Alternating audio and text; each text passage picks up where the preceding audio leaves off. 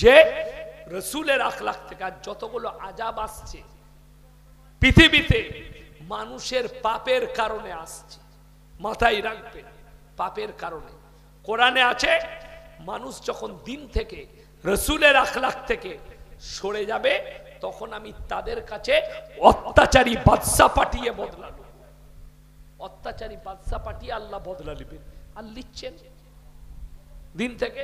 আমি একটা জলসাই বলেছি, মোদিজি হচ্ছে আল্লাহর রহমত মুসলমানদের জন্য।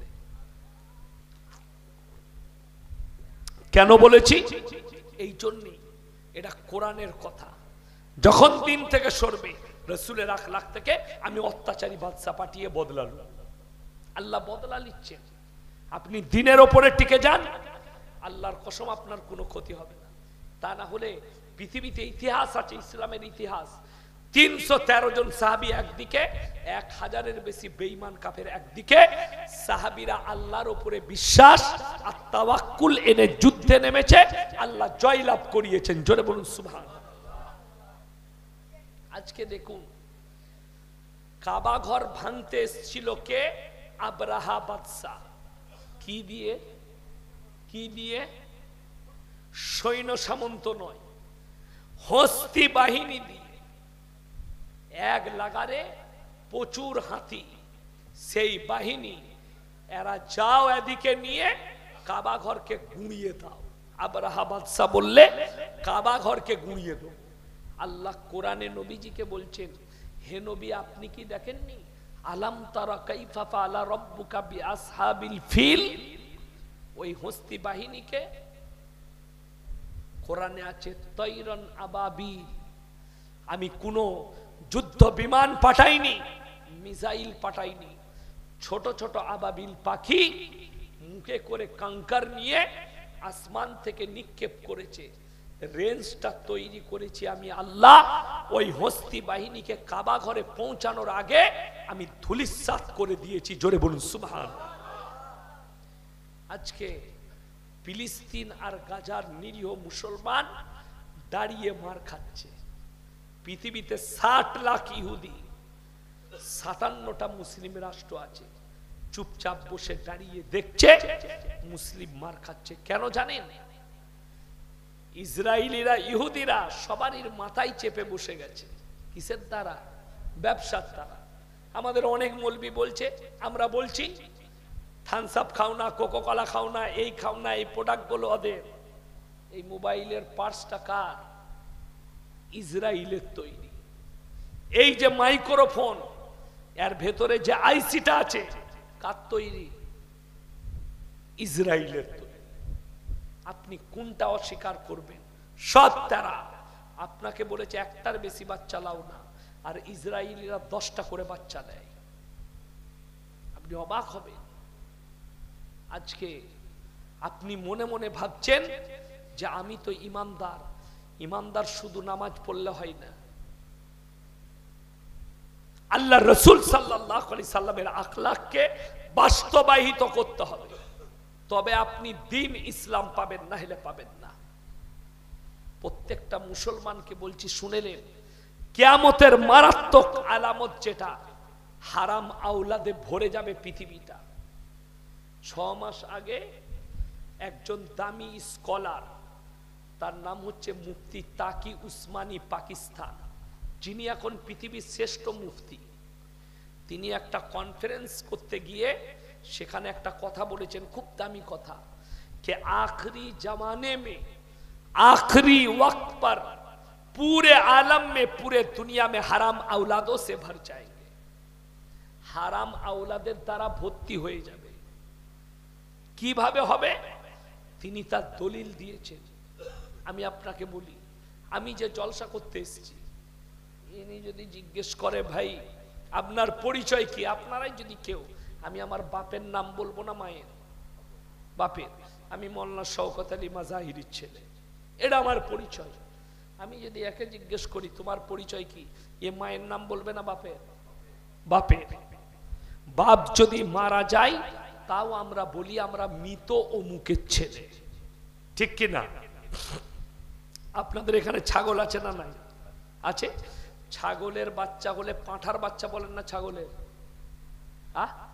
ছাগলের। গায়ের বাচ্চা হলে গায়ের বাচ্চা বলেন না ষাঁড়ের বাচ্চা বলেন? গায়ের বাচ্চা। কেন জানেন? এই কথাটা সোনার পানি দিয়ে লেখার মতো কথা। ইনসানের পরিচয় আল্লাহ ঘটিয়েছেন বাপের দ্বারা, আর জানোয়ারের পরিচয় ঘটিয়েছেন মায়ের দ্বারা। এর বড় ব্যাখ্যা আছে। ব্যাখ্যাটা কি? ইসলামী শরীয়তে একটা পুরুষ কটা বিয়ে করতে পাবে? চারটা। চারটা। আমাদের দেশে অনেকজন অভিযোগ করছে মুসলমান চার চার বিবিয়া রাখতে। এখানে চারটা বউ কার আছে? হাত তুলে। আছে কারো? একটাতেই ঝামেলা শেষ নাই। दिल्ली का लड्डू जो खाएगा वो भी पछताएगा, जो ना खाएगा वो भी पछताएगा। যাদের বিয়ে হয়েছে তারা বুঝতে পারছে কি ঝামেলায় আছি, আর যাদের হয়নি তাদের খালি মনে মনে হচ্ছে আমারটা কবে হবে, তাই না? কিন্তু বাস্তব কথা বলে দিই, আচ্ছা কোন মুসলিম পুরুষ সে যদি দ্বিতীয় বিয়ে করতে চায়, নিজের বিবির কাছে অনুমতি লাগবে না লাগবে? লাগবে। আচ্ছা বলুন তো, এরকম ভালো বউ কারোর আছে? কেউ যদি বলে আমি কালকে বিয়ে করব, তোমাকে চুমু খাবে না ঝাঁটা করে মারবে? ঝাঁটা করে মারবে। তাইলে আপনার মিস্টেক হচ্ছে কোথাও। শরীয়ত বলছি বিবির কাছে অনুমতি নেবার প্রয়োজন নাই দ্বিতীয় বিবাহ করার জন্য, এটা শরীয়ত। তুমি করতে পারো, বিবির অনুমতি লাগবে না। অনেকজন মনে মনে ভাবছে এতদিন একটা ভালো হুজুর পেয়েছি, কালকেই করে লুম। তুমিও মার খাবে, আমিও মার খাবো। এটা শরীয়ত নয়। আমার বন্ধুগণ, আমার ভাই, মাথায় রাখবেন বাধাটা কোথায় আছে ইসলামে। দ্বিতীয় বিয়ে করার জন্য শর্ত রাখা হয়েছে, যদি তোমার মনে হয়, মন যদি বলে আমি দুটো বিবিকে সমান চোখে দেখতে পারবো না, তোমার জন্য একটাই বিবি যথেষ্ট। জোরে বলুন সুবহানাল্লাহ। মন যদি বলে, কেউ যদি দুটো বউ রাখে আর একটা বউকে যদি 500 টাকা দামি শাড়ি আর একটা বউকে যদি 100 টাকা দামি শাড়ি, 200 টাকা দামি শাড়ি দেয়, সে যদি তাহাজ্জুদ গুজার হয় তাও তার কবরের আযাব পৃথিবীর কোনো মৌলবী রুখতে পারবে না। এইটা হচ্ছে শরীয়ত। সমান চোখে দেখতে হবে, দুজন যেন সমান হয়, এতটুকু হেরফের নয়। ইসলামে চারটা বিয়ে কেন জায়েজ করা হয়েছে আপনি জানেন? আপনি অবাক হয়ে যাবেন। আল্লাহ তাআলা কোরআনকে অবতীর্ণ করেছেন, গোটা পৃথিবীর বায়োডাটা আল্লাহ কোরআনে ভরে দিয়েছেন। জোরে বলুন সুবহানাল্লাহ। আল্লাহ ভবিষ্যৎ জানেন না? জানেন না? অতীত, বর্তমান, ভবিষ্যৎ সব আমার আল্লাহ জানে। অর্থাৎ এই যে চারটা বিয়ে ইসলামী শরীয়তে, চারটা বিয়ে করার অনুমতি দেয়নি প্রয়োজন ক্ষেত্রে। কি ক্ষেত্রে? প্রয়োজন ক্ষেত্রে। 1 নম্বর, আপনার স্ত্রী বন্ধা, বাচ্চা হচ্ছে না, বংশ বিস্তারের জন্য দ্বিতীয় স্ত্রী গ্রহণ করতে পারে, কিন্তু দুজনকে সমান চোখে দেখতে হবে, সমান ভালোবাসতে হবে। চলুন ইমানদারির সঙ্গে বলবেন, একটা হালাল বিবি থাকা ভালো না দুটো হারাম বিবি থাকা ভালো? হালাল। আমাদের দেশে যে আপনাকে অভিযোগ করছে যে তুমি দুটো, মুসলমানরা চারটা বউ রাখে, তাদেরকে ইমানদারির সঙ্গে বলছি, তারা ভালো করে শুনবেন।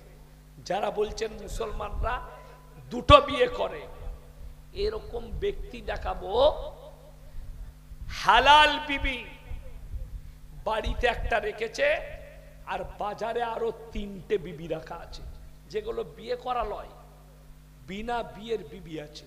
আছে না নাই? আছে। ওই জন্য কোরআনে কি আছে জানেন? সূরায়ে আপনার 18 পারার প্রথম পৃষ্ঠায় আছে, যে তোমরা তোমাদের স্ত্রীর সঙ্গে ভালো ব্যবহার করো, স্ত্রী ছাড়া যদি অপর নারীর সঙ্গে সম্পর্ক রাখো অবৈধ, এটা হবে আমার কাছে সীমা লঙ্ঘনকারী, আমি তাদেরকে জাহান্নামে নিক্ষেপ করব। তুমি হালাল বিবি রাখো দুটো। মায়েরা ভালো করে বুঝবে, আমি অনুমতি দিয়ে যাইনি, আল্লাহ অনুমতি দিয়ে দেননি, চারটা জায়েজ রেখেছেন। নাম্বার 2, আপনি স্ত্রী আপনার অসুস্থ, আপনি কলকাতায় ডাক্তারখানা নিয়ে গেলেন, ডাক্তার সব চেক আপ করার পরে আপনাকে বলে দিল তোমার স্ত্রীর শরীরের কন্ডিশন এত খারাপ, তুমি আর মৃত্যুকাল পর্যন্ত এর সঙ্গে শারীরিক মিলন করতে পাবে না। তোমার যৌবন ক্ষমতা আছে, তোমার শারীরিক যৌবন খিদা মিটাবার জন্য একটা হালাল বিবি গ্রহণ করো, কিন্তু মাথায় রাখবে দুজনকেই ভালোবাসা দিতে হবে, সমান ভালোবাসা। কিন্তু মায়েরা আমাদের বুঝে না। কেন বুঝে না? সে মনে করে আর একটা বিয়ে করলে আমাকে ভালোবাসবে না। কিন্তু মায়েরা ভেবে দেখুন, তোমার স্বামী যদি তোমার ভয়ে, তোমার অনুমতি ছাড়া যদি বিয়ে না করে আর বাইরেতে জিনা করে, তা তুমি জান্নাতি হবে আর সে জাহান্নামে যাবে। কথাটা বুঝতে পারেননি আমার? তাহলে একটা হালাল বিবি রাখা ভালো। আমার স্বামী চৈন খিদা মিটাবে। আজকে বড় কষ্ট লাগে, ইসলামটা না বুঝার কারণে মানুষ পাপের দ্বারা চলে যাচ্ছে, পাপটাকে হালাল মনে করে একসেপ্ট করে নিচ্ছে। হারাম আওলাদ গুলো কিভাবে প্রমোট হবে জানেন? ইমাম আবু হানিফা রাহিমাহুল্লাহ, তার কাছে একদল মহিলা এসে প্রশ্ন করলেন, হে যুগের ইমাম, আপনি এত ফতোয়া দিচ্ছেন, আপনি ফতোয়া দেন তো কিসের? একটা পুরুষ 4টা বিয়ে করতে পারে, একটা মহিলা কেন 4টা স্বামী রাখতে পারে না? এই কথা যখন বলেছে, আবু হানিফা রাহিমাহুল্লাহ বললেন, কালকে সকালে এসে উত্তর দেব, আজকে নয়, কালকে এসো।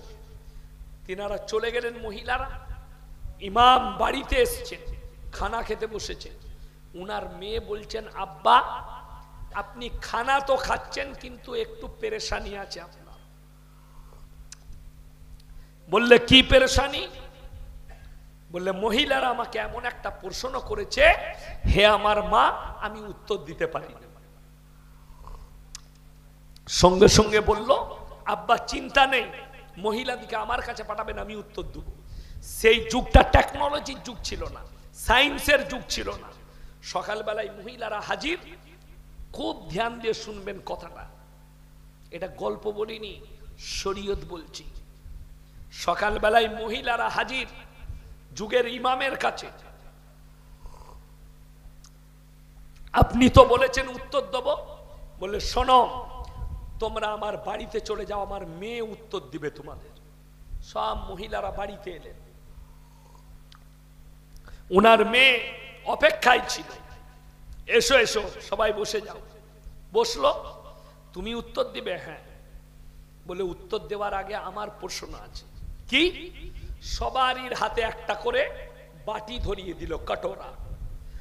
বলে এইগুলো নিয়ে সবাই পর্দার আড়ালে যাও, নিজের নিজের স্তন থেকে দুধ বের করে নিয়ে এসো। সবাই দুধ বের করে নিয়ে এলো। একটা বড় পাত্র রেখেছে, বলে সব এর মধ্যে ঢেলে দাও। সমস্ত দুধগুলো ঢেলে দিল।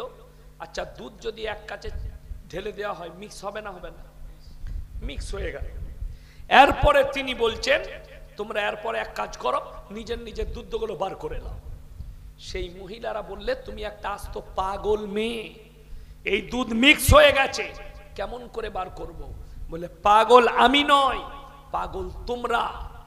একটা ছাগল মাঠে যদি যাই, 5টা পাঁঠা মিলামিশা করতে পারে, কার বীর্য থেকে বাচ্চা হয়েছে এটা আল্লাহ ছাড়া কেউ জানে না।